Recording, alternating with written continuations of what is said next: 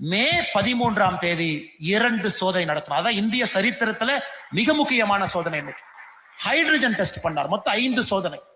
யாருக்குமே பயப்படல. அந்த மனிதனுக்கு அன்னைக்கு ஆட்சி எப்பொழுது வேண்டுமானாலும் கவிழலாம் என்கின்ற அபாயம்.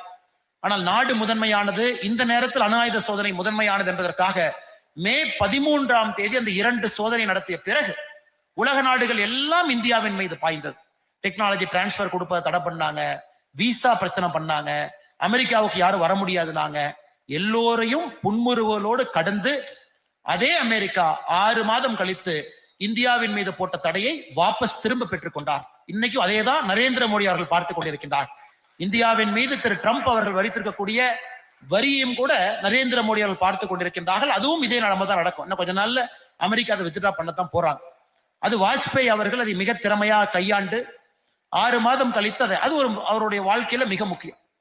அவருடைய வாழ்க்கையில பாகிஸ்தானோடு ஒரு அமைதியை கொண்டு வர வேண்டும் என்பதற்காக தீவிரமா முயற்சித்தாங்க. டெல்லியிலிருந்து லாகூருக்கு பஸ் பயணத்தை துவக்கி வச்சாங்க.